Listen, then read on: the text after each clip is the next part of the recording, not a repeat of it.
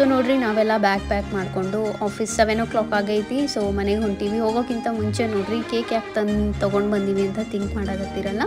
So ಇವಳು ದೀಕ್ಷಾ ಅಂತಂದು ಇವತ್ತು ಅವಳದು ರಿಲೀವಿಂಗ್ ಡೇ. ಸೊ ಅದಕ್ಕೆ ನಾವು ಈವ್ನಿಂಗ್ ಎಲ್ಲರೂ ಕೇಕ್ ಕಟ್ ಮಾಡಾಕತ್ತೀವಿ. ಸೊ ನೆಕ್ಸ್ಟ್ ಡೇಯಿಂದ ಅವಳು ಆಫೀಸಿಗೆ ಬರೋದಿಲ್ಲ. ಸೊ ನಾ ಈ ಟೀಮಿಗೆ ಬಂದು ಇವಾಗ ಒಂದು 15-20 ಡೇಸ್ ಆಯಿತು. ನನಗೆ ಆಕಿ ದೀಕ್ಷಾ ಭಾಳ ಅಂದ್ರೆ ಭಾಳ ಹೆಲ್ಪ್ ಮಾಡಿದ್ಲು. ವರ್ಕೆಲ್ಲ ಹೆಂಗೆ ಮಾಡೋದು ಏನು ಎಲ್ಲ ಹೇಳ್ಕೊಟ್ಟಿದ್ಲು. ನಾ ಏನು ಅವಳಿಗೆ ಡೌಟ್ ಕೇಳಿದ್ರು ಒಂದು ಸರ್ತಿನೂ ನನಗೆ ಸಿಟ್ಟು ಮಾಡದೆ ಎಲ್ಲನೂ ಹೇಳ್ಕೊಟ್ಲು ಪಾಪ. ಆದರೆ ಏನು ಮಾಡೋದು, ನಾ ಬಂದು ಒಂದು 50-20 ಡೇಸ್ ಎಲ್ಲ ಆಕೆ ಹೊಂಟಾಳೆ ನೋಡ್ರಿ. ಸೊ ಆಕೆ ಯಾಕೆ ಜಾಬ್ ಸ್ವಿಚ್ ಮಾಡಾಕತ್ತಾಳಂದರೆ ಆಕೆ ಒಳ್ಳೆ ಜಾಬ್ ಸಿಕ್ಕೈತಿ, ಆಮೇಲೆ ಅಲ್ಲಿ ಸ್ಯಾಲ್ರಿನೂ ಚೆನ್ನಾಗೈತೆ ಅಂತಂದು ಈ ಜಾಬ್ ಸ್ವಿಚ್ ಮಾಡಾಕತ್ತಾಳ. ಸೊ ನೋಡ್ರಿ ದೀಕ್ಷಾಗೀಗ ಕೇಕ್ ತಿನ್ಸಾಕತ್ತಾಳಲ್ಲ, ಆಕೆ ಹೆಸರೇ ದೇವಿಕಾ ಅಂತಂದು. ದೀಕ್ಷಾಗೆ ಸ್ವಲ್ಪ ಕ್ಲೋಸ್ ಆಕಿ. ಸೊ ನೋಡ್ರಿ ಆಫೀಸ್ ಎಲ್ಲ ಮುಗಿಸ್ಕೊಂಡು ಫೋಟೋ ತಗೊಂಡ್ವಿ ನೋಡ್ರಿ. ಫೋಟೋ ಎಲ್ಲ ತಗೊಂಡು ಮುಗಿದ್ಮ್ಯಾಗ ನಾನು ಮನೆಗೆ ಹೋಗೀನಿ.